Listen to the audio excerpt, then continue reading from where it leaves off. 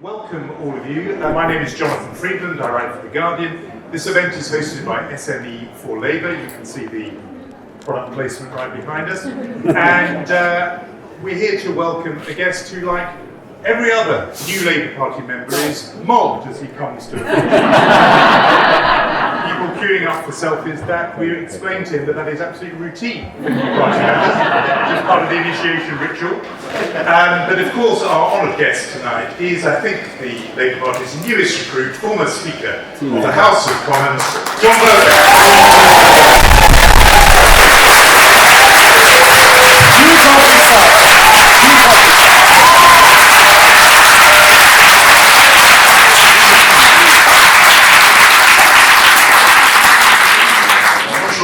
That response in the committee corridor.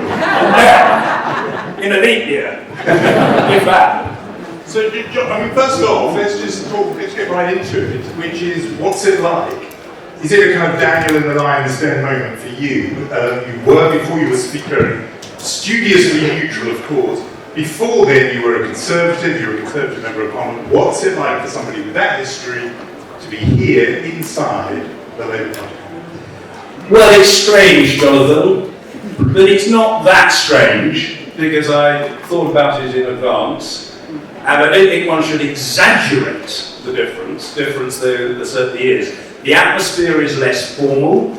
I think it's distinctly friendly, which it often wasn't at the Conservative Party conference, and I feel I'm surrounded by people who do not say there's a we as well as a me as a political slogan, but because it's part of their DNA and the motivation for their entire political outlook. That, in a sentence, is perhaps the most distinguishing difference between most Conservatives, and particularly in light of the direction in which the Conservative Party is travelling, and the members of the Labour Party that I know. And in responding, I ought just to say, Jonathan, first of all, a big thank you to you for being willing to engage with me at this event. And I would like colleagues, or if I could be permitted to say, comrades.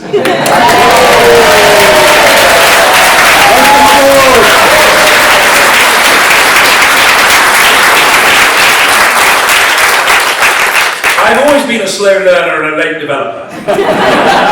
So don't hold my rather long-winded journey against me. I would like to say a big thank you to SME for Labour and to my friend, Ibrahim Dugas.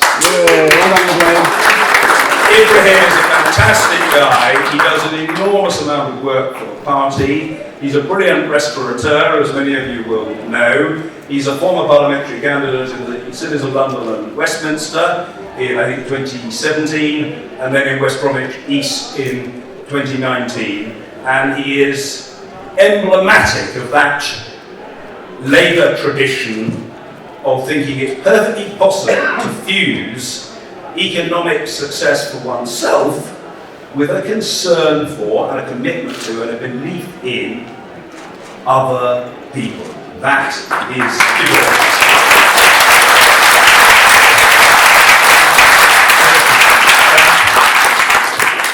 I was going to say that we thought we would need microphones, but we hadn't really bargained on that. The former Speaker has his own amplification system. I think we'll stick with the microphone solely because there are some people watching tonight through live streaming, and they may need it otherwise. I think there would be genuinely no need.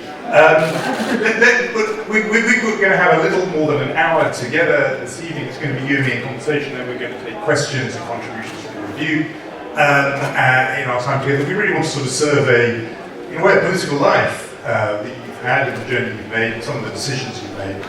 Why don't in fact, we'll just dispense with this. You are walking with an extra spring in your step today.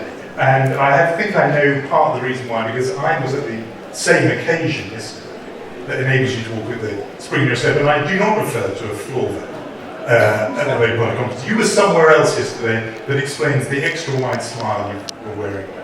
Yes, I have an additional glint in my eye and spring in my step, comrades, because I was at the Emirates Stadium yesterday, and I'm still on cloud 9 about the mesmerising, captivating, undiluted brilliance of the performance produced by Arsenal to defeat our age-old rivals Tottenham Hotspur 3-1!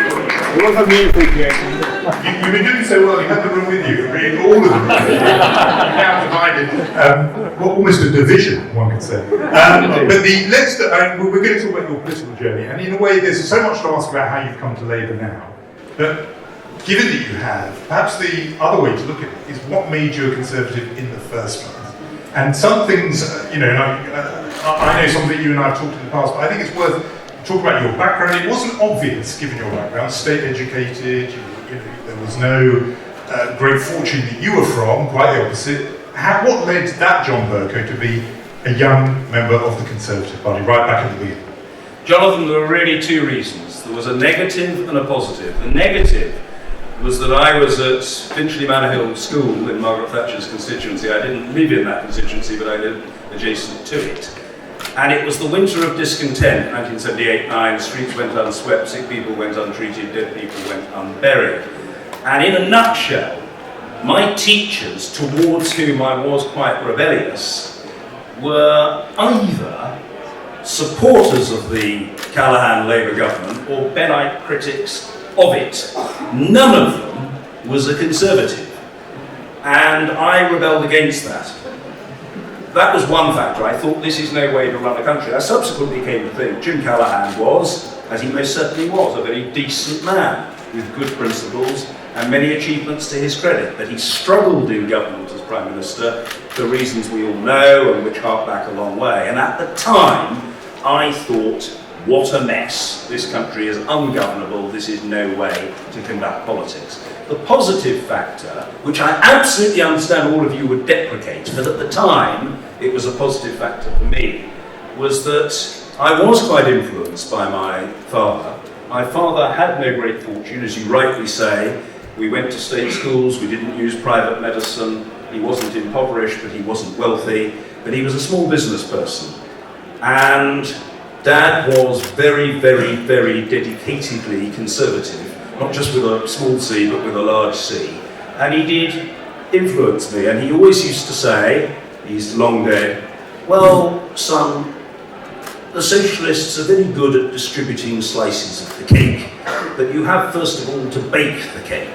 And that requires, you would say, good quality, dedicated manual labour. But the thesis, if it could be so dignified, that Dad was advancing was that the economy depended on private enterprise, and he thought the Conservative Party was more sympathetic to that and more likely to encourage and nurture it, and so he did encourage me in Conservative views.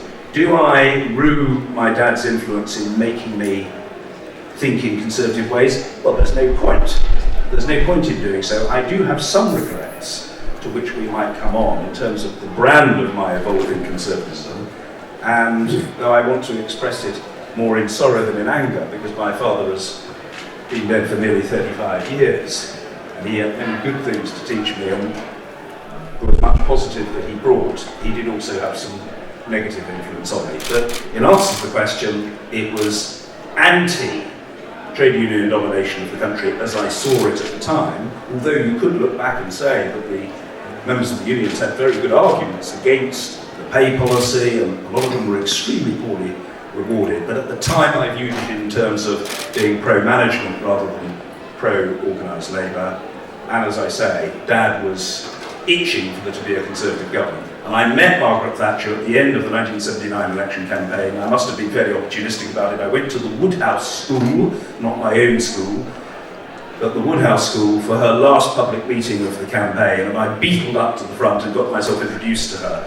You'll probably think it was very oleaginous of me, but I congratulated on her speech. I was 16 at the time, and she then promptly said to me, "Mr. Bercow, are you a member of the Conservative Party?" And I said, "Well, no, Mrs. Thatcher, I'm not, but I have come to listen to you and be greatly inspired in the process." "Well, you most assuredly should be," she said. "Do you know Roy Langstone?" And I had no idea who this fellow was. And I said, "I'm afraid I don't, Mrs. Thatcher. He's my agent, an absolutely first-class man, number 221 Ballard's Lane, there you go. Pick up the phone and get it sorted, and he will, and I've always remembered this expression, he will see you right. So, you have her and that conversation, as well as me, to blame. It's quite good to have been recruited. If you're going to be recruited as a Conservative, to be recruited by Margaret Thatcher is gives you some kind of bragging rights. I mean, I'm interested in the rebel you, because you rebelled against your teachers, and yet you followed your father. And so is the young John Bercow a rebel or quite a obedient chap? Very good question. I think I was quite rebellious towards my teachers because at the time, and it may say more about me than about them, I didn't admire all that many of them. I can think of one who shall remain nameless and who sadly is no longer with us, whom I did very much admire. But a number of the other A-level teachers I didn't particularly admire. I didn't admire the head teacher of the school. It has to be said in fairness that the head teacher of the school did subsequently get sentenced to 5 years imprisonment for sex offences with children. So, may well be my judgment was not altogether bizarre or perverse in that regard. But I must say I didn't particularly admire the head teacher. Was I generally a sort of dutiful, loyal, uncomplaining son? No, I mean, I could be quite irascible and quite headstrong and willful, but for reasons I can't quite explain, other than perhaps my father's eloquence, I was much moved by what he had to say to me on matters of politics. And although Dad was never a public person, he did speak in paragraphs. He would, if you will, orate. He would orate from his armchair. He was an armchair politician, and I think I was influenced by him for that reason. I just found it compelling. And I think there was one other factor which you've got to be careful about, sort of retrospective self-psychoanalysis, so to speak, but I was physically quite a feeble creature. You may say, well, there's not much change in that respect, but I was quite a physically feeble creature, and I slightly wonder, looking back, whether particularly the more hardline right-wing conservatism I started to espouse was almost a compensation for my own insecurities.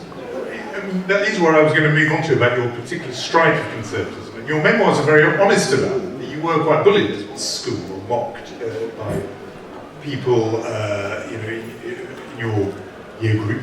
And the idea is that somehow the politics enables, a kind of vengeance on them, getting one over on them by being somebody who then climbs the ladder of politics. I've never rationalised it like that. I mean, you're what I would call, Jonathan, as you very well know, you're too modest to say, a very upmarket journalist. And there are some rather more downmarket journalists who have written along these lines, and they have advanced their views with a force and an insistence which are in inverse proportion to their knowledge of the subject matter under discussion. In other words, they either scarcely ever met me, or they don't actually know me and don't really want to know me, but they are quite fond of saying, that they've got a view, they've got a theory, they've got an idea as to why I behaved as I did. I don't think it was a question of wanting to get my own back on the bullies. I don't think that. I think actually, Jonathan, more, and the best comprehensive schools today are great pillars of aspiration and encouragement. Mine wasn't, to be honest. It wasn't one of the worst comprehensives at all, but it wasn't one of the best at that time. And there were teachers of mine who, when I started to say I'd one day like to be a Conservative MP, rubbished the idea, not just because they weren't Conservatives, but because they thought that it conflicted with all the established expectations. And I remember one rather hostile teacher saying to me, Bercow, you may aspire to be a Conservative Member of Parliament, but it's just not going to happen. The Tory party won't have people like you from your background. No private money, no private education, no social status, going into the House of Commons. And I must admit, that made me think, well, we'll see about that. Yeah. So I think I may have rebelled more against the teachers. Bullying, I was never bothered, comrades, I was never bothered about being attacked for my size. I've always been short. I remain short, and given the known impact of the aging process on physiognomy, the overall likelihood is that I shall become inexorably and irrevocably shorter still. I'm as relaxed about my continued shortness as Peter Mandelson once famously said, New Labour should be relaxed about people getting filthy rich. But I'm not relaxed about the matter of historical accuracy. It's quite wrong when some of these scribblers say, oh, Bercow is the shortest man ever to be Speaker. That's simply not true. Sir John Bussey, Speaker of the House from 1394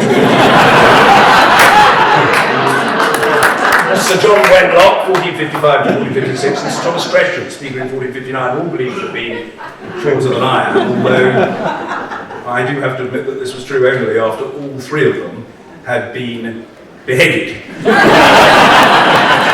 But I was very sensitive. I wasn't sensitive about jokes about my height, and so I remember a boy at school challenging me to a game of tennis. He couldn't believe that I could beat him. He said, "I'll easily beat you. All I've got to do is lob the ball over your head." But unfortunately, as he was not capable of producing a shot that would get over the net, it was going to be quite difficult for him to lob the ball over my head. So I was very happy to take the bet, but it wasn't a very difficult one to win. Now, what's not about that? I was very upset as a kid, which is why my heart goes out to young people, whatever their difficulty, because I suffered in my childhood from very severe acne, and I was teased remorselessly about that. And that was upsetting. I didn't necessarily show it, but it hurt.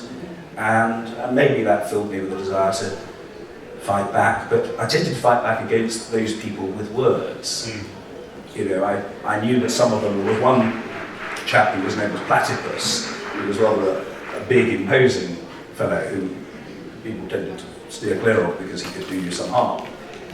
But, you know, it was unkind, I shouldn't have done, but, you know, when in the English class he was asked to read a passage, and Beatrice was a name, you know, he read it out, he did, beet rice. And he was known by me and others as Beet Rice for his remaining 3 years in school, which was rather unkind, but it's just a commentary on the fact that kids can be cruel to each other, and I dare say I was as well. So we're going to move more into the contemporary period, I promise, but just on this point about the politics, you didn't just become a Conservative, you became a really right-wing Conservative. You were in the Monday Club, which maybe is forgotten now, but was at the racist end of Conservative politics.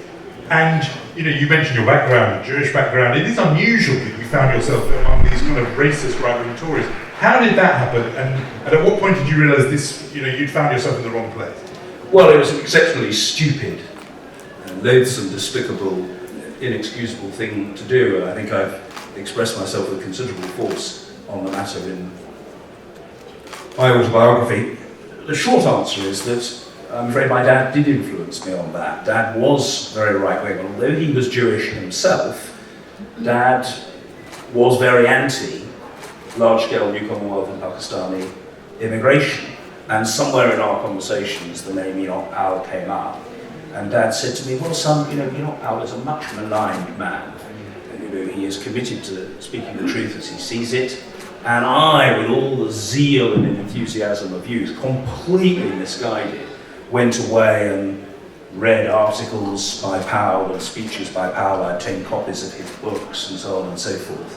And a young person, more often on the left, but not always, can be, comrades, quite engaged, almost inspired by the simplicity of an ideology. Does that make any sort of sense to you? A kind of systematized program of thought, which has an answer to everything, and which is almost, if you will, intellectually symmetrical. It all forms a whole. And at the time, I was impressed both by the intellect of Enoch Powell and by his undoubted eloquence. But of course, Enoch is entitled to his views. The reality of the matter is that on the vast majority of subjects, he suffered from the rather serious disadvantage of being wrong. But that wasn't how I saw it at the time. So I joined the Monday Club, and I got involved in the immigration, repatriation and race relations industry subcommittee, which was even more stupid, and served as its secretary. And then after about 18 months, possibly, yes, 18 months after 16 months after I became its secretary, I think September 1981, I thought, this is ghastly. And I met people who were anti-Semitic, and then it hit me.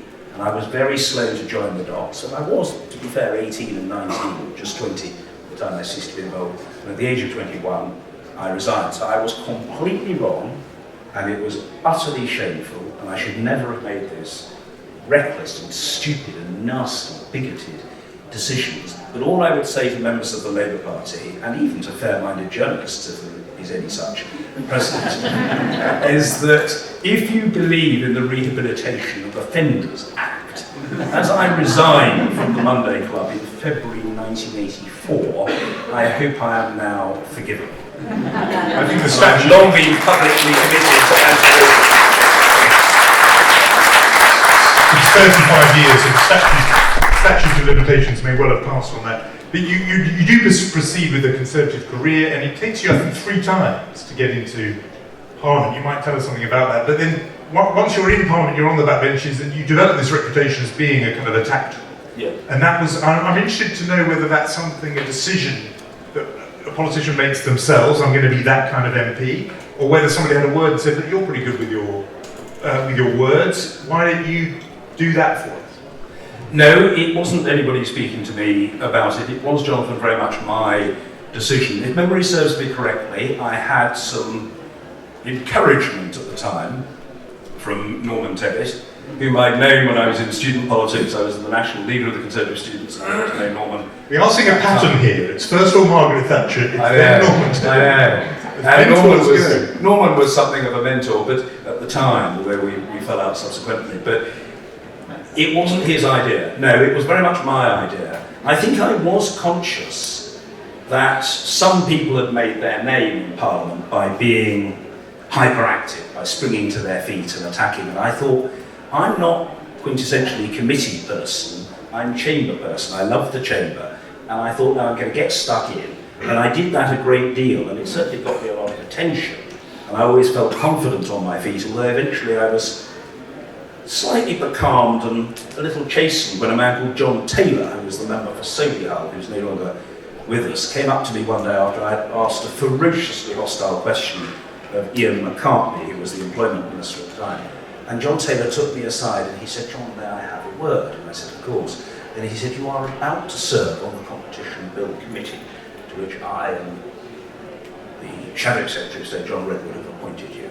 He said, "I have very high regard for you. I've got great hopes for your future.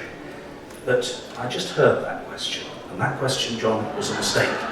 He said, "It's very important that you don't become a one-club golfer." He said, "You've got to keep people guessing, mix it up a bit." And he said, "You are very eloquent." He said, "But you're in danger of becoming rather predictable." So I didn't enjoy being told that at the time, but actually John Taylor was right, not least in terms of gaining credibility in Parliament. You need to be able to play different instruments at different times, which isn't a question of being unprincipled, it's just a question of remaining interesting and a little bit unpredictable. So I tried to learn from that. But did I fundamentally find that thunderous declamatory style much to my liking? Yes, because it's instinctive, and I probably can't help myself. That's very honest, because you were that kind of figure, and then the court, that's in the New Labour period, Tony Blair's Prime Minister.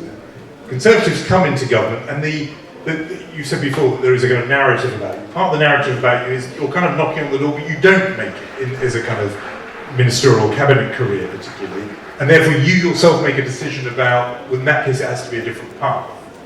And then we're going to get onto the speakership, and I'm just interested to know if that is right, because that is a kind of conventional wisdom, or if there was an ideological element where you begin to think, this party that I'm elected for, the Conservatives, and me don't really fit.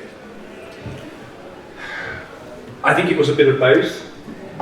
The truth of the matter, Jonathan, is that it was some years before the Conservatives got into office in 2010 that I'd given up on the idea of a front bench career. I'd been on the front bench, I'd resigned in opposition to the Conservative Party's opposition to the right of unmarried heterosexual couples and gay couples jointly to adopt children. Ian Duncan Smith was against that and whipped us to vote against it. And by then I was very liberal on social issues, and I objected to that. And to be honest, I was pretty cheesed off with being a member of Ian Duncan Smith's Shadow Cabinet anyway. And it was the perfect cue, frankly, for me to say, up with this I will not put. And I left the front bench. And then I came back briefly, unwisely, although I enjoyed a short spell as Shadow Secretary of State for International Development, but I came back unwisely under Michael Howard and fell out with him. Now, I'm bound to say, and I hope I'm in no danger of contradiction, it's not very difficult to fall out with Michael. It's not a very challenging experience to find oneself falling out with Michael. I didn't enjoy working for him, and I always felt, I'm afraid, that in politics some people are cold and other people are oily. Michael's peculiar distinction was to combine coldness and oiliness in equal measure. So, I didn't enjoy working for him, and I eventually thought, well, this is horrible. He wanted to get rid of me from the job I was doing, which I quite enjoyed, shadowing Hilary Benn. and to give me some non-job, which I think he'd already offered a couple of people before me. And I said, no, I didn't wish to do that. And I did rather tell him his fortune. I told him that I thought he was making a mess of it, and he wasn't remotely competing with Tony Blair as an alternative Prime Minister, and as things stood, we had no serious chance of winning the election. But apart from that, you know, I was my normal shy retiring self and thought he was a perfectly splendid fellow, of course, other than all the respects aforementioned. So I decided I'd go to the backbenches, and of course you talk to your partner, don't you? And I talked to Sally, my wife, who's a long-standing Labour supporter, and I said, this is it, I don't want to come back. I don't want to come back again. And around that time, just before my second departure from the front bench, I met another Conservative, controversial figure, Jonathan Aitken, whom I'd once worked for. And Jonathan had said, you'll be back. And I said, no, I don't want to come back on the front bench. I'm going to stay on the backbenches and plough my own furrow and just enjoy myself and be a constituency MP. And Jonathan said to me something that proved really quite prescient. He said, John, there are always other routes to fulfilment in Parliament. Did I ever tell you that Selwyn Lloyd, Speaker of the House of Commons, from 1971 to 76 was my godfather? And I said, I think, Jonathan, you did, which had slipped my mind. And he proceeded to tell me that Selwyn Lloyd had been sacked by Macmillan in the Night of the Long Knives in 62, rather brutally, and as he thought, unfairly, and he was pretty upset about it, but he hung around for several years, I think 9, and eventually became Speaker. And Jonathan, in his living room, sort of winked at me. Sally and I were sitting there having a summer's evening drink with him. He winked at me and he said, it's just a thought, John. And at that point, and then it crystallised and distilled over the next 14 months or so, I thought, well, I'm quite interested in doing that, because the one consistent feature of my career is I've always loved Parliament. I've always been pro the legislature. I've always wanted to champion people who are independent-minded, not just people who sing party song or toe the line, so to speak. So really from 2004 onwards, I thought, well, I'll plough my own furrow. Untypically for a Conservative, I talked about constitutional reform, special educational needs provision, LGBT equality and the fight against global poverty. I stayed on the Conservative benches and I thought, well, even when the speakership becomes vacant, if a couple of colleagues on each side tell me I'm in with a shout, I'll go for it. And Julian Lewis on the Conservative side did a mini talk amongst Conservative colleagues, which wasn't hugely fruitful. And I had various people on the Labour side helping me out, of whom the most notable was a man called Martin Salter, whom Dame Diana Johnson will remember Martin Salter very well, the member for Reading West. And Martin eventually became my campaign manager. But anyway, these people came back to me and said, John, you're not bound to win, but there is a sense the next speaker has to come from the Conservative side, because Betty Boothroyd and Mark Martin were both from the Labour benches. There was that sense the next speaker had to come from the Conservative side. And they came back to me and said, we're in with a fighting chance. And so at that point I thought, yeah, I'll go for it. There was a very senior Conservative when I eventually stood, Jonathan, a very senior Conservative who said to me with a glacial expression on his face, John, come May 2009, you can stand for Speaker if you want, but let me tell you something, you'll lose. And I said to him, well, Patrick, I'm not quite sure how I'm supposed to respond to that, but really the answer is twofold. First of all, absolutely, and I would say this to young, if I may, I hope this won't be taken the wrong way, I mean it in the spirit of encouragement. I said to young people, present people planning their futures, there's no shame in losing. There's no shame in losing. No shame in losing whatsoever. It's much better to have a go than to look back at the end of your life and regret it that you didn't try. And I once met somebody in Bristol, where I stood as a candidate, who'd wanted to go into the armed forces but was rather lacking in self-confidence and didn't, and told me very much towards the end of his life how he regretted it, but he'd never felt able to step up to it and so on. And he was very sad, and I wouldn't want that to happen to anybody. That's the first thing. And the second thing is, I said, well, Patrick, the other thing is that, I'm not saying I'm bound to win, but I obviously read the tea leaves differently to you. I think I've got a decent chance of winning. And the rest is history. It is. So you became the Speaker, and you were elected, I think, on a kind of reformist ticket. You were going to reform the House of Commons. And it's funny now, because I think these things are just now taken as read, but at the time, there were all kinds of very antediluvian practices in the Commons in terms of, I think one of the big reforms was getting a nursery in there. Conservatives opposed you on that, all kinds of eccentric hours that were kept and so on. You wanted to make it modern, and you got through a whole programme of that. The downside was that people said, yes, he's a great reformer, but the talk of that decade became about a bullying culture in the House of Commons in general, and of course you know that you yourself were accused by some colleagues of playing a role in that. How do those two things fit together? On the one hand, reforming Speaker, and yet also the period associated with these accusations of a bullying culture in Parliament? Very fair question. I should say that for the bulk of my period in office, Jonathan, undertaking those reforms, the bullying issue wasn't in the air at all. I mean, I started the reform process in the chamber, across the parliamentary estate, and in trying to forge a relationship with civil society. In 2009, the bullying issue started to surface in 2017. It is 8 years later, it's absolutely true that when I went about the building of the nursery, I had fantastic support. I bet you're not surprised to hear this, but she deserves huge credit. Above all, from Harriet Harman, who was leader of the House and on the House of Commons Commission with me, and she was an absolute stalwart in support. And I did have one or two unexpected supporters, David McLean, a Conservative member, who supported me for a slightly different reason. First of all, he was quite keen on having a nursery, and secondly, he had a view that, within reason, what the Speaker wanted the Speaker to get. And David was good at supporting me, but I had plenty of opposition from other people, including, I'm sorry to say, one or two people in the Labour Party. Sir Stuart Bell, a very long-serving Labour Member of Parliament in Middlesbrough, sadly no longer with us, but Stuart was viscerally opposed. So it was a fight, and I remember a senior official coming to see me, and he said to me this, Mr. Speaker, and I say, I think it's a deuced good idea, in principle, for you to establish a nursery. The problem is the new single site. And I said, I think you're telling me across the whole of the Palace of Westminster. Anyway, new single site. Then he said he would write me a report, and I thought, I can see where this is going. He's going to write me a report saying it's all hopeless. He said, well, I'll tell you what, Mr. Speaker, I'll look round the estate. I will look, and I'll come back to you. And I said, no, I tell you what, we'll get around the estate together. In the end, we got a site, and it's now a huge success. I mean, did I push to get it? Yes, but I don't think anybody suggested, that I behaved improperly, but I was up against very, very small C Conservative forces. Similarly, on a lesser scale, building a digital high-tech interactive education centre. Similarly, and more trouble when I made BAME appointments of senior staff against some very reactionary people who didn't want that. And so I did find opposition. I remember appointing Lawrence Ward as Sergeant-at-Arms, who came from a very disadvantaged background. He worked in the House for many years, very effectively. He had great interpersonal skills, but he didn't go to university.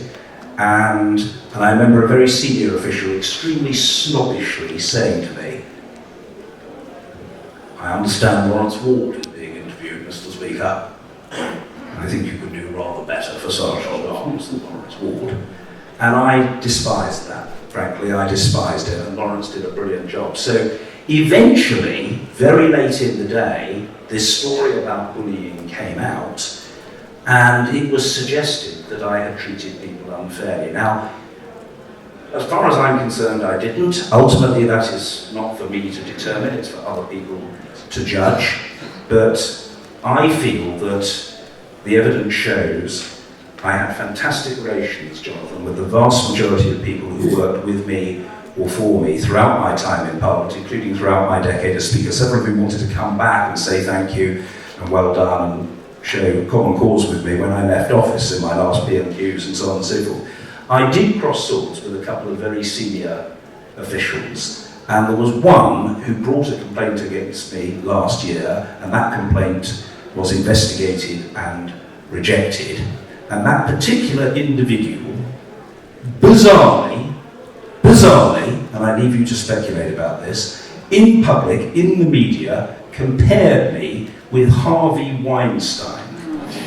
Ladies and gentlemen, comrades, I've never met Harvey Weinstein in my life. He's from a completely different field. He's a filmmaker, as we know, and a disgraced one at that, a convicted criminal. Though, to be fair, he hadn't been convicted, I think, at that point, but he was about to be charged or about to be prosecuted or whatever. The only thing I have in common with Harvey Weinstein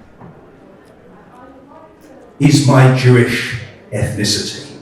And when this individual subsequently in the course of the investigation process, sought to justify himself by trying to feed me secondhand what he'd said on subsequent occasions and so on and so forth, and tried to water it down and say he didn't mean to make a direct comparison. I remember saying to the person who reported this to me, forgive me, because all you're doing is reporting what you've been asked to report to me. I'm not interested in his attempts to justify himself.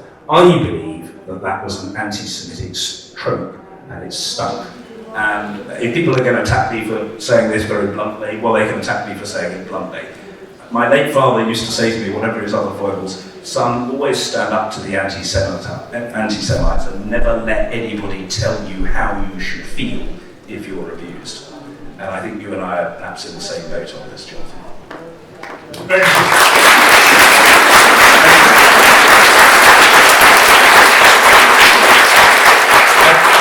Getting animated about it now, you wouldn't deny you have a temper.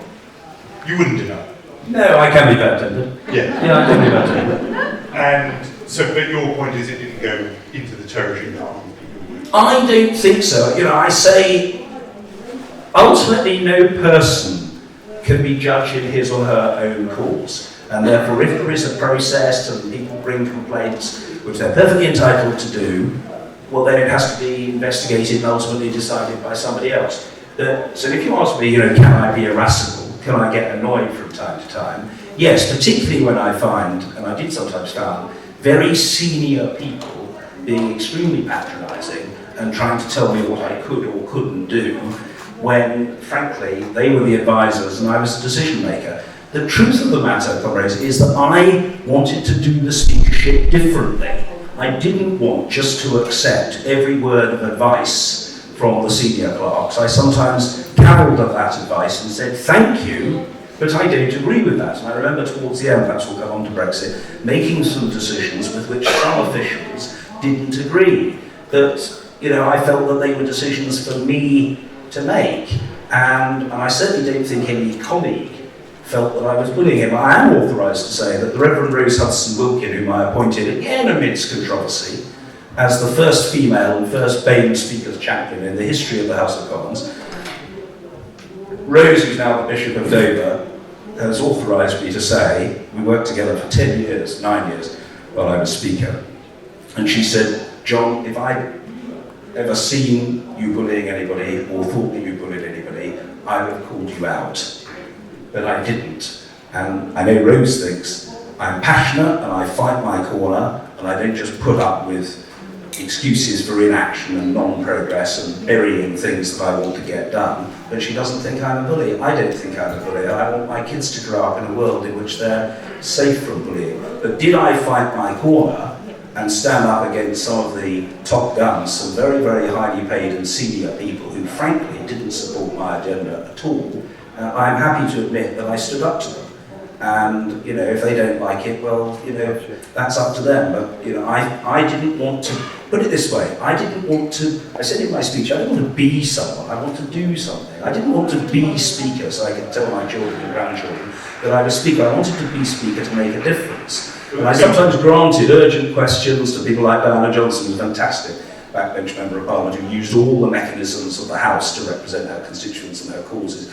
And very often, the clerk's advice was, well, I would counsel against, Mr. Speaker. The member can be encouraged to seek an adjournment debate on another day, or whatever. And over and over again, it was always a question of, well, put it off. What about tomorrow? What about next week? And I used to think, no, come on. Let's make the chamber dynamic and invigorate it and make it interesting and unpredictable and testing for the government of the day. That is part of the responsibility of the Speaker. I sometimes think the Tory establishment wanted a Speaker, preferably with a wig, and possibly some sort of a device whereby he would just nod as an appropriate place, or, you know, some electronic voice would say, "Division." But the idea that the Speaker might actually do something.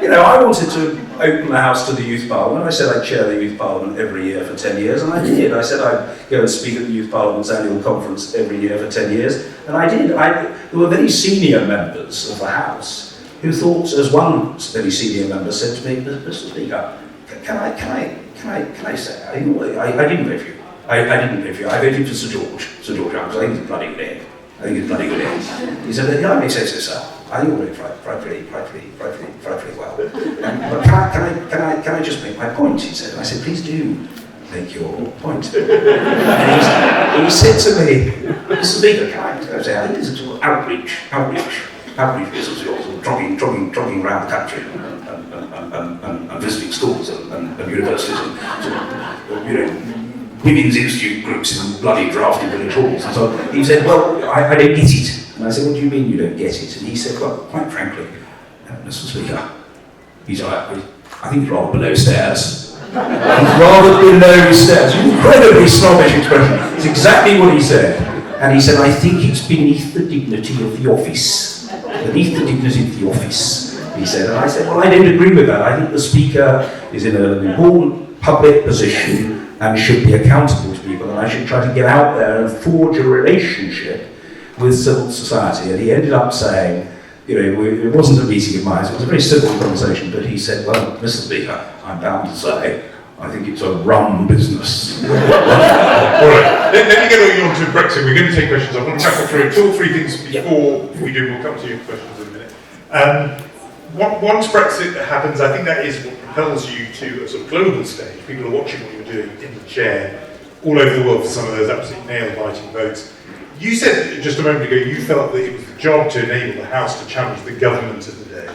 The fact that you have now joined Labour invites people to think actually what you were in the business of doing was encouraging and enabling Parliament to challenge that particular government, a Conservative government bent on Brexit. And therefore what you were doing wasn't just allowing the House to have its say, you wanted to tilt the playing field so that the opposition to Brexit and often Labour MPs could have a bit of an advantage as the ref. Since, as the former referee, you have joined one of the 2 teams on the field, isn't it fair that people think that about the way you conducted yourself as Speaker during those absolute cliff-edge debates?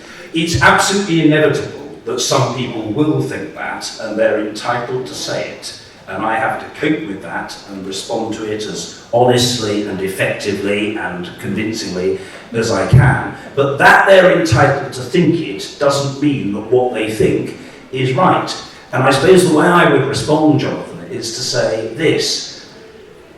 Who happened to be in government at the time was the result of how the electorate voted, not my choice. I had a Labour government for just under a year of my speakership, and then coalition and Conservative governments and minority Conservative government for the remaining 9 years. What the evidence shows is that there was a consistent thread in my approach, which was to facilitate minorities in the House. Yes, the majority must have its say and have its way, but minorities matter, and it's always been regarded as part of the role of the Speaker to let them breathe. And the truth is this, in 2013, when the word Brexit had not even been invented, but the Eurosceptics and anti-EU people, the withdrawalists in the Tory party, were in the minority, it was who selected the so-called Barron Amendment, John Barron, Conservative MP for Billericay, which called for a national referendum on British membership of the European Union. Now you may think, oh, what a pity that amendment was selected, but I selected it because it had a lot of signatories and I thought it deserved to be aired, and John had the right to test the will of the House. Now at that time, the government didn't appreciate that. The clerks on the whole were not very keen. One of them said to me, Mr. Speaker, it is, in my experience, quite unprecedented for a member of the government to backbenchers to seek to amend the gracious address, because it was an amendment to the Queen's speech. And I said, yes. And your point is? And he said, well, I'm just saying it's most unusual. And I said, well, it's most unusual, but it's not irregular. It's not improper. And he said, no, but it is very unusual. And I said, well, I think John Barron, who'd got way over 100 signatures, I think, should be able to test the will of the House. Now, at the time, the Brexiteers... In other words, if you were an ardent Remainer, and that's how you were putting your thumb on the scales, you wouldn't have allowed it. You did allow it. I did allow it because I thought Barron should be able to put his point. And in fact, at the time, the joke was, what's the difference between the Conservative Party and the Labour Party? The difference is that the Conservative Party is run by only one Barron. But when the anti-Brexiteers, when the Dominic Greaves, etc., became the rebels, and the Brexiteers became the establishment, if you like, after 2016, what they'd enjoyed 3 years before, including people like Bernard Jenkin and Bill Cash and others, their opportunity to put their urgent questions to challenge the Cameron government, they didn't seem to like that opportunity being given to Dominic Grieve and Sam Gyimah and Anna Soubry and Justin Greening and Oliver Letwin and so on. Not all of whom were totally anti-Brexit, but several of them were, and they were certainly all anti a no-deal Brexit, etc. And I thought their views must be heard. And the key point, I think, Jonathan, is this in my own defence, if I may say so. You must form your own view, comrades. There was one big event which the Brexiteers are fond of forgetting between the referendum in 2016 and some of the decisions I was making in 2018-19. And that event that interceded was called the 2017 general election, when Theresa May sought that election with Parliament's approval to boost her majority to deliver Brexit. And she not only didn't boost her majority, she lost it altogether. So in that 2017-19 Parliament, it was hung. There was no overall majority. And my feeling was that if non-government forces wanted now and again, as they did, to take control of the order paper, they should be permitted, if they had the numbers, to do so. And that's why when the government chief whip, Julian Smith, on one occasion banged the table by the chair in protest at a decision, I said, Julian, I say two things to you. First of all, don't bang the table. It's rather discourteous and it's a threat to the board.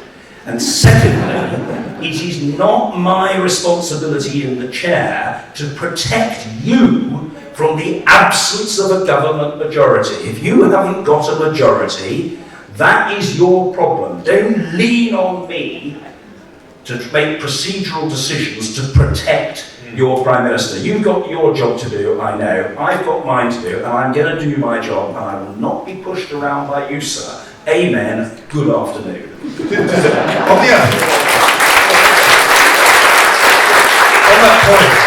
that point, just to come the other way around, does it now mean that the anti-Brexit forces, if they had got their act together, and you saw the landscape there before you in the House of Commons, could they have actually got a second referendum? Could they have got May out and a different government in? Were all the procedural mechanisms in there? And were you almost sitting there in the chair thinking, you know what, if you did this, this and this, you could get what you want, and then just didn't get their act together? Well, they didn't get their act together, but it wasn't just a matter of disorganisation, or principally a matter of that, or in any sense of incompetence. I think the truth is, Jonathan, and I could have a view as a human being, but it wasn't for me to have a view as speaker about it. There was a determined insistence on each of the different parts of the opposition to Brexit to have its way or the highway. In other words, there wasn't a willingness to compromise. So there were people who were massively pro a second referendum who wouldn't vote for a soft Brexit. And there were people who were very pro a soft Brexit, continued membership of the single market or customs union, but who were viscerally opposed to a second referendum. And then there were very principled people like Ken Clarke, who were basically always very anti-Brexit, though in the end he voted for a deal because he thought it was better to leave with a deal than not. But nobody would dispute how anti-Brexit Ken was. But Ken has always been viscerally opposed to referenda. And so he wasn't prepared to go through the lobby and support for a second referendum. The truth is, if people had been prepared to compromise beyond their first preference and to opt for a second preference, that might have happened. We never got to that point. We had some indicative votes at one point about options, but the House didn't seem to want to have what you would call, I don't want to spook you, comrades, people didn't seem to want to have an exhaustive mechanism. If they'd had an exhaustive mechanism, there could ultimately have been a resolution in favour either of a very soft Brexit or of a second referendum. Now, it wasn't for me to push one or the other or any option. My attitude was, I'm there to hold the ring and to facilitate the House. And that's what I tried to do to the best of my ability. But I completely accept that forever and a day, insofar as anybody talks about me at all, and I don't suppose it will be a very large number of people, it'll be a very large number of noughts after the decimal point before you reach a positive figure. Insofar as people talk about me, people will have different views about how I handled Brexit. My only plea to you is to accept, because I'm not going to sit in front of my first public meeting of a Labour audience and lie to you, and I hope I never would lie to you. I hope you'll accept that I was honest. I was trying to do the right thing for Parliament and the country. Now, some of you may think, well, John was good at it, others may think John was absolutely crap.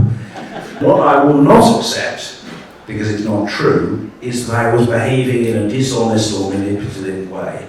I wasn't, I didn't, I wouldn't have done. Thank you.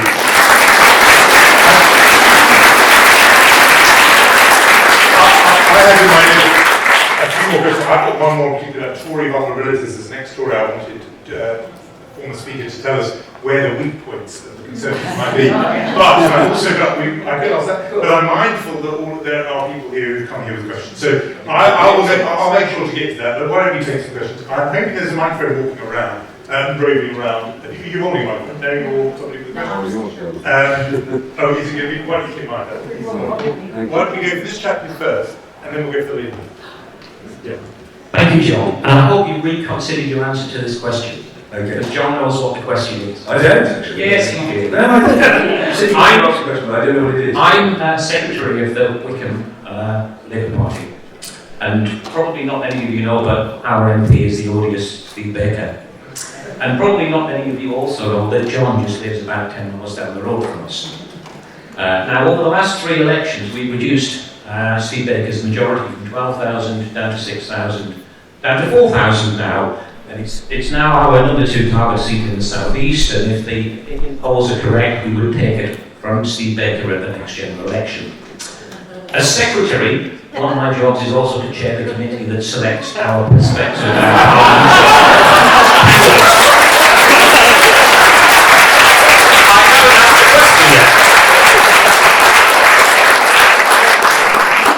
So, however, John, You're very kind, but despite your generosity of spirit and your determination to wrest the seat, I'm not sure I would greatly assist in that matter. I ought to say to you that I spoke the truth on September the 9th, 2019, when I announced to the House my intention to retire at the election, when I said that at the 2017 election, I promised my wife and children that it would be my last. And so once I saw the prospect of an election coming into view, I thought, well, I'd better make it clear to the House that I won't stand again. And I'm still interested in politics. I don't intend or plan or expect a career in the Labour Party. The reason I joined the Labour Party is that it speaks to my values, and I've been very slow to come to this decision, but I'm altogether more comfortable in the Labour Party.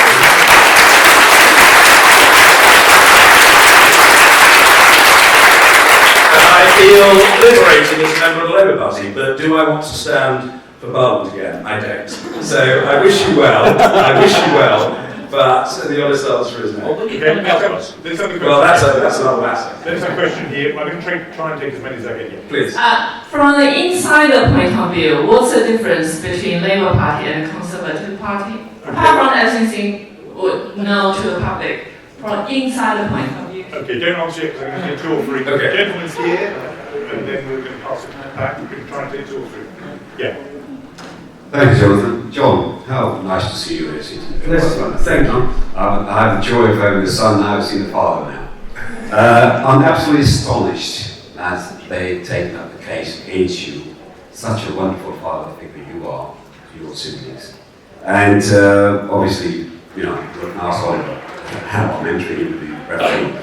My question to you is, how come they have not given you any serve and gold because of what you've achieved, done, and doing?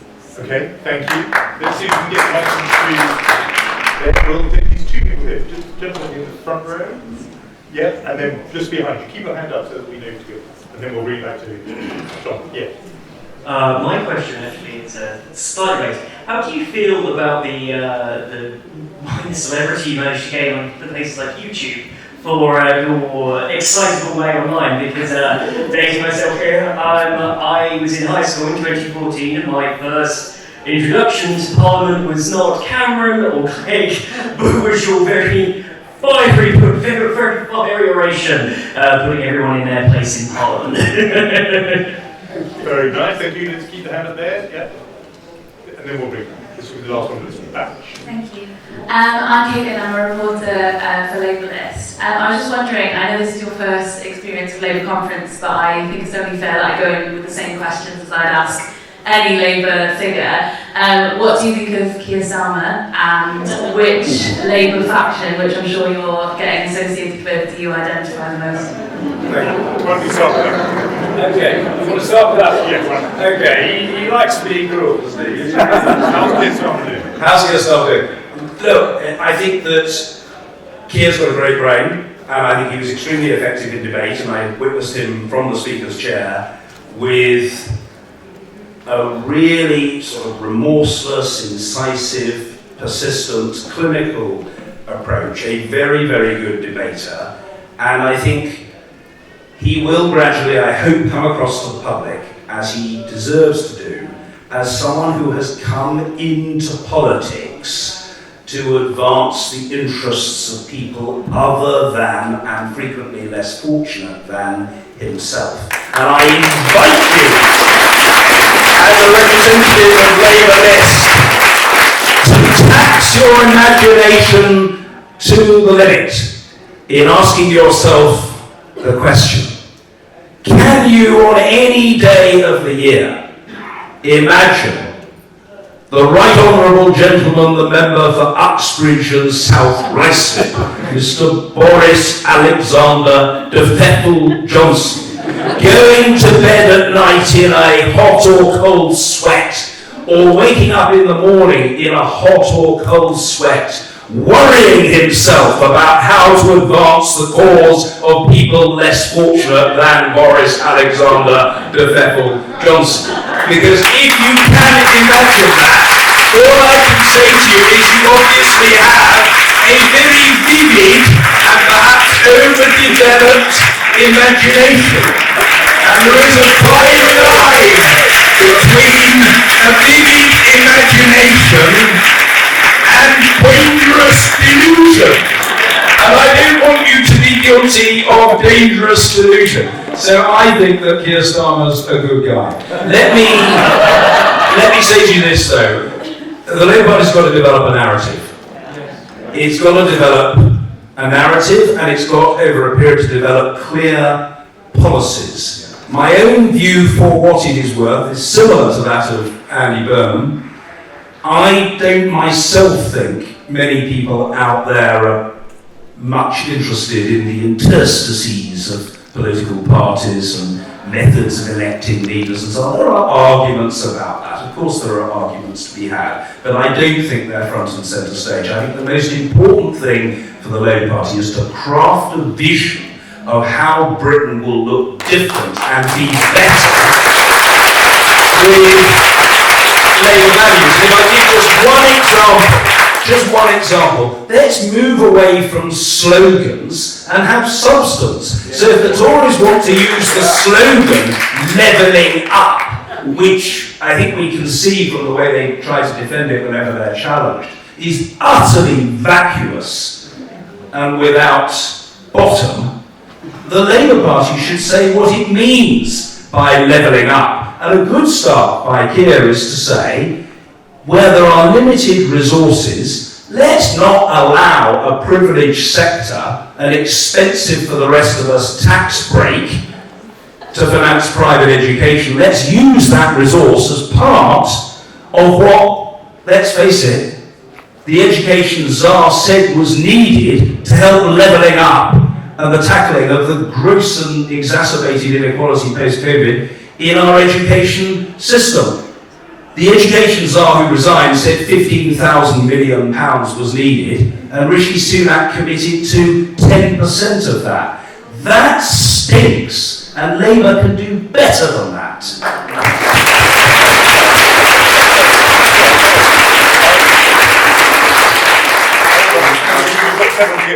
Just since the questioner asked you about the leader, I want to ask you something about the deputy leader. Because your job is policing the language of Parliament, deciding what language was acceptable and what wasn't. The Deputy Leader Angela Rayner described the Tories, on similar grounds to the ones you've just described, cited, as being scum. Is that language acceptable to you as John Bercow? Well, I wouldn't have used that term, to be honest. I wouldn't have used that term, but I think that people are passionate. I know Angela well, and she's a passionate person, and she believes in her values, and she feels very, very angry about what is being done to this country by a Conservative government. So if you're asking me, would I plan to use such language? I wouldn't. Would I? Would you have kicked her out of the House for saying? It would, within the chamber, it would have been unparliamentary. Yes, it would have been unparliamentary without a doubt. But, you know, people make mistakes, and it's up to Angela to say whether she thinks it's a mistake or not. Do I think Angela Rayner, you know, should be down to perdition for that one comment? Absolutely not. I think Angela Rayner is a damn good person. She's got strong and good values. She's made some so, you know, I wouldn't have used that expression. I think we should get on our moral high horses about it. I'm going to try and pick up the speed a little now. You were very good at that. You had a question from here about why have you not got a title? Why are you not Sir John Bercow or Lord Bercow? Well, that's in the hands of others, and you know, nobody in the government wanted me to be given a peerage, and that's their choice, and so it hasn't happened. And I suppose all I would say is that, you know, what really matters in the end is, can you look yourself in the mirror and say, I did my best and I was honest? Yeah. And in my case, looking in the mirror, it's an ugly sight, I know. I always say my wife married me because she missed her very long overdue visit to Specsavers. But, you know, what matters is that I tried to do the job the right way. And I admit I would like to have made a contribution in the Lords, but, you know, it hasn't been facilitated, and I just have to accept that. And I think the worst thing in politics or in life is to get bitter. You should never get bitter. Bitterness corrodes you, and it's much better just to concentrate on doing positive things and trying to do the right thing and helping people and speaking the truth as one sees it. And these other things, well, they're second tier. Okay, there are others which I will pick up, but let's take brains from you people. Lady here's got her hand up, and then keep your hands up on when the next round comes, because I'm going to try and get as many of you as you can. Yeah, we'll just shoot. Thanks so much. I found it really interesting when you addressed the room. You said it was the first time addressing a Labour audience. You wanted us to be convinced of your honesty. And I don't know whether you noticed, but you're peppering a lot of your statements with the word honest. You honestly believe something. You did it again just then. And I wonder how you feel about parliamentarians being able to challenge one another in the House about their honesty, because that feels like quite a live topic at the moment, and if they can't, why should they be able to? Okay, brilliant.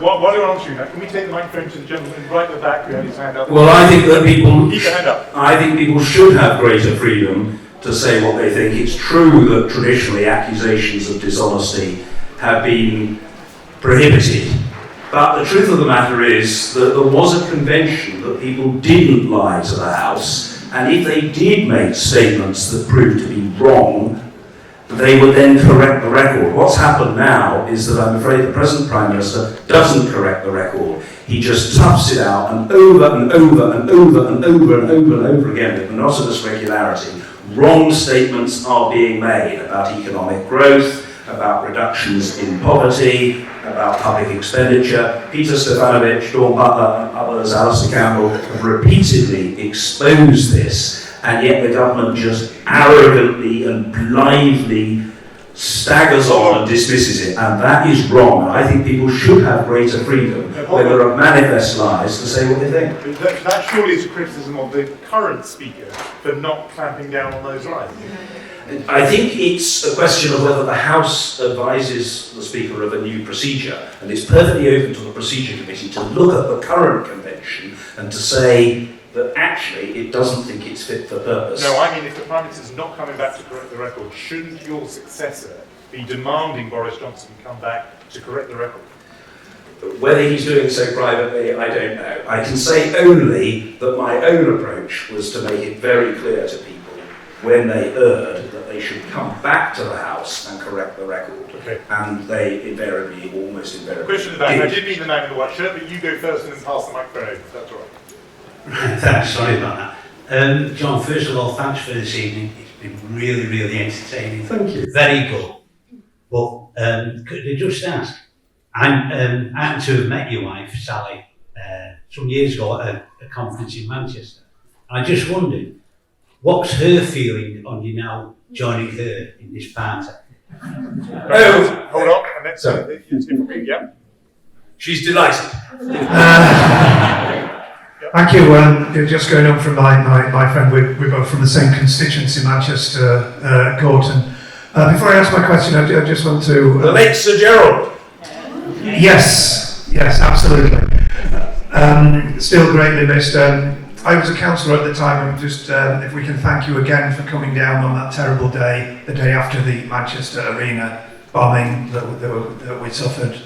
And it was a privilege to get down to help us through that. Anyway, welcome to the Labour Party. Obvious question: which union are you joining?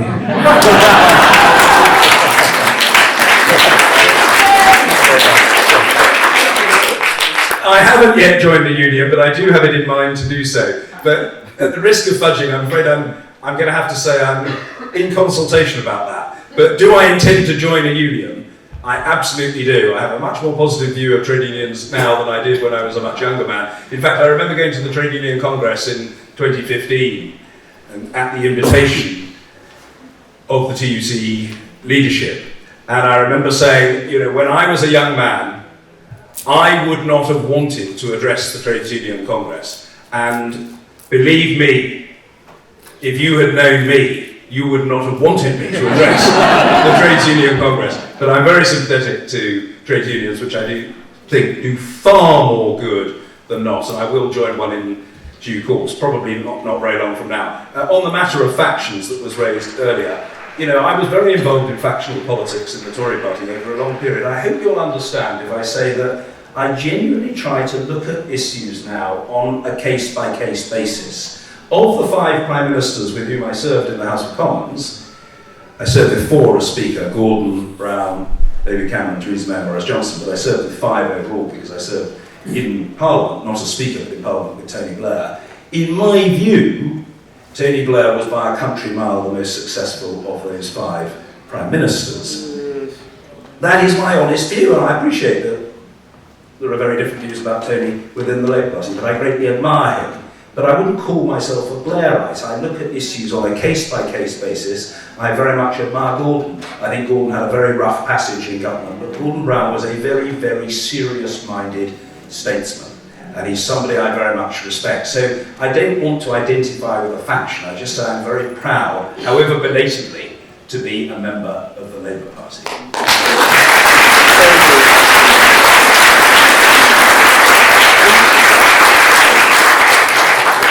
Tribute to you that there are so many hands up. We are coming towards the end of our time. I do want to take the question from chap here, and we'll hear from you, and then I've got one more, and I think that may be it. But let's hear from you. Hi, Chris McNally, Witham CLP. Not to win any competitions on who has the worst MP, but my MP is Priti Patel.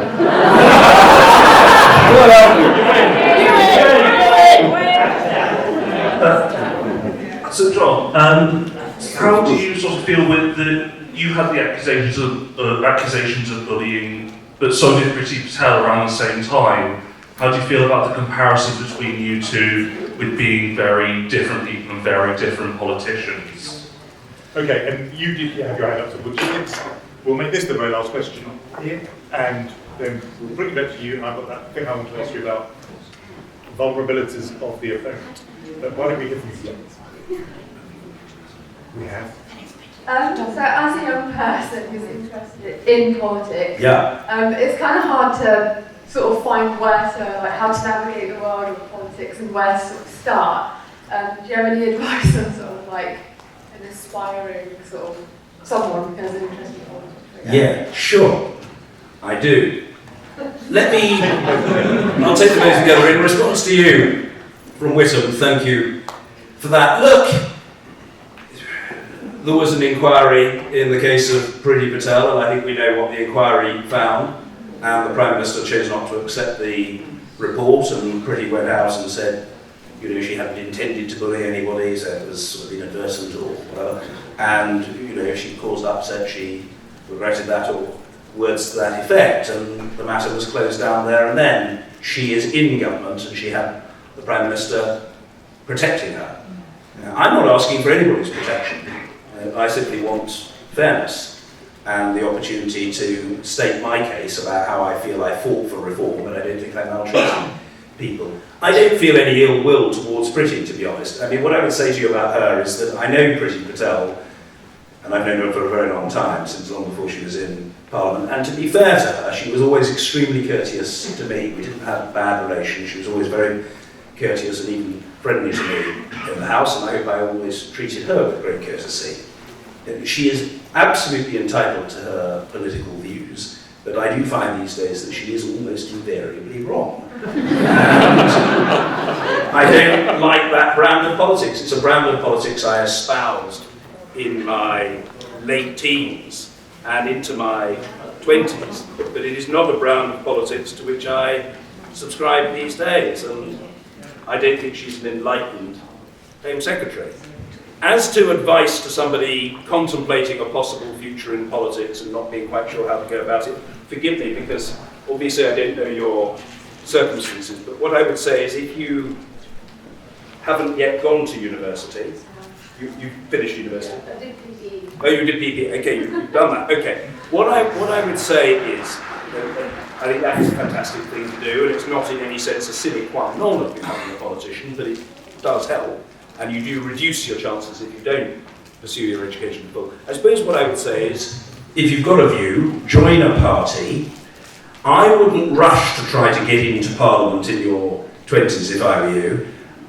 I would say forge a career, and it may be in a profession or the public services. It might be as a doctor, as a nurse, as an accountant, as somebody who works in industry or city, or works in international development, or charitable activity, or in teaching, or whatever. It can be any number of different things.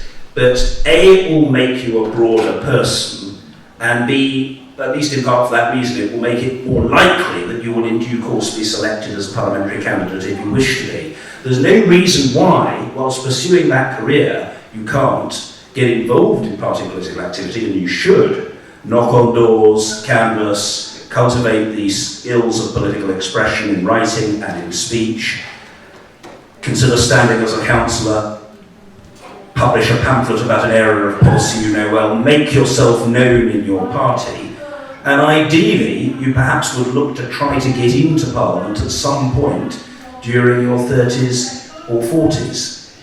I wouldn't leave it much later than that, but one thing I would say to you, I don't think it'll happen to you in the Labour Party, but if you get what I got, people sort of saying, oh, don't do it, you won't get there. That just made me more determined. And the one thing I think you've got to remember in politics, it may be true in journalism, Jonathan may say it's been true in his career as well, but one thing you've got to remember in politics is that it's a marathon, not a sprint. And so don't be too impatient. My attitude was, Jonathan referred to the fact that I got in the third time round, I was absolutely determined to get into the House of Commons.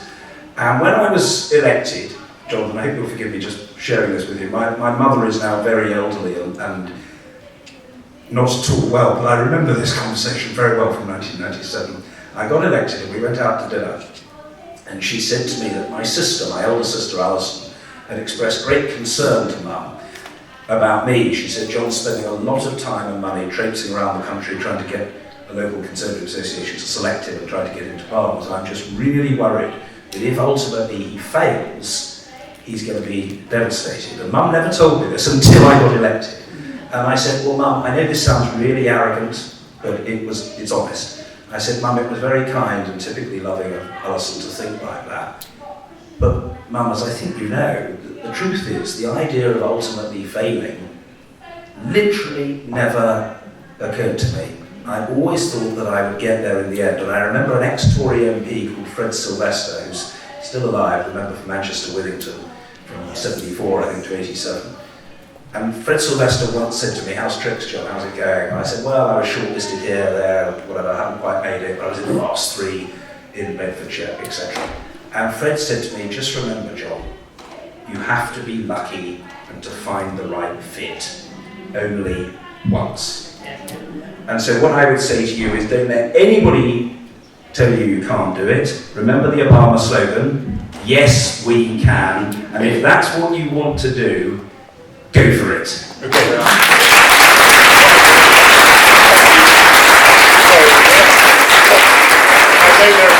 I know there are more questions before we move on. outside our time, I thought we would just do one last thing because we've got you here. It's quite rare to have a veteran of Conservative politics at a Labour Party conference.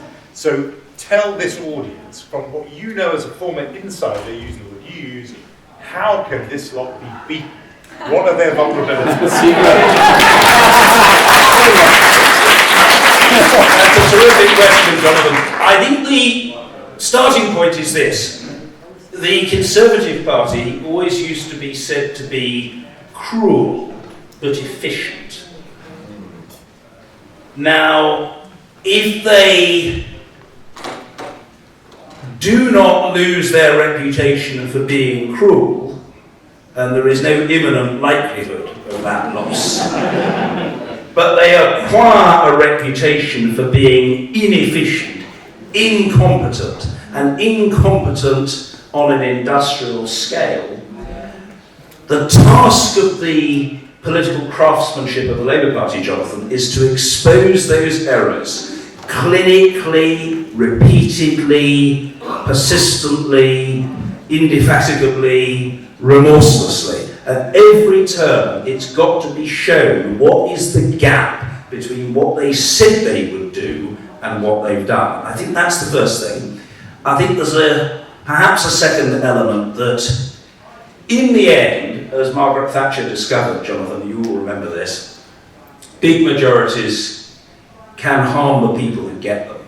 Yeah. And people of more mature years in the audience may remember in 1983 when Francis Pym, the Foreign Secretary, cooked his own goose by saying during the election campaign he was very much on the moderate wing of the Tory party, but he was in Mrs. Thatcher's government. He said on the whole he thought landslides were not a good thing. And Mrs. Thatcher was furious and she sacked him after the election. But Francis was right about that.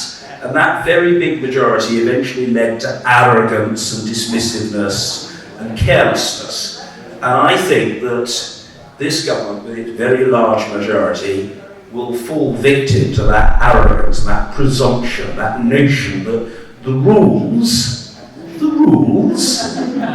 as I think we now know from many experiences over the last 18 months, Barnard Castle, the rest, the rules are apparently for other people. Will come a point at which people are sick of that. So that's two key planks. And the last is, the Labour Party, if I may say so, the Labour Party has got to excite people. It's got to excite people. It's not good enough just to have a set of good policies. In fact, I would go so far as to say, I don't know what somebody like Diana would think, who's Gordon Marsden, former Labour MP, these people are steeped in the history of the Labour Party and they understand, what's brought victory and what's brought defeat. But my feeling is that the Labour Party in the next election doesn't need to have and shouldn't compose a vastly detailed, lengthy manifesto with dozens and dozens and dozens of commitments. What the Labour Party should have is a limited number of very clear, easily intelligible and persuasive policies which, yes, it regurgitates over and over and over again with a rigid discipline and a moral passion born of belief. And the Labour Party has got to thrust to the fore, alongside Keir, who's a formidable prosecutor and a formidable advocate, other personalities as part of the leadership team, which can reach out to people and persuade people that they are different from and preferable to this shower, which frankly represents the worst government of my lifetime.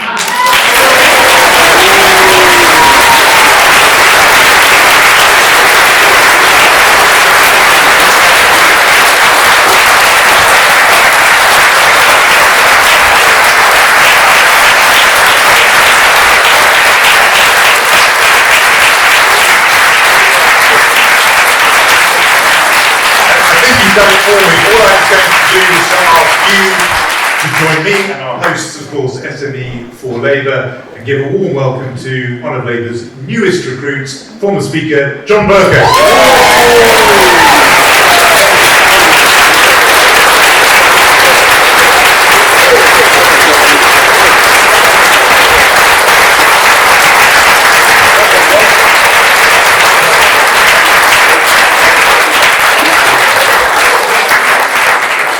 thank you for turning up, and if I may say so, comrades, you didn't just turn up, you stayed! So next time my wife tells me what a twit I am, which of course I frequently am, I'll say, well that may be, but my first public Labour gathering, they came and they stayed.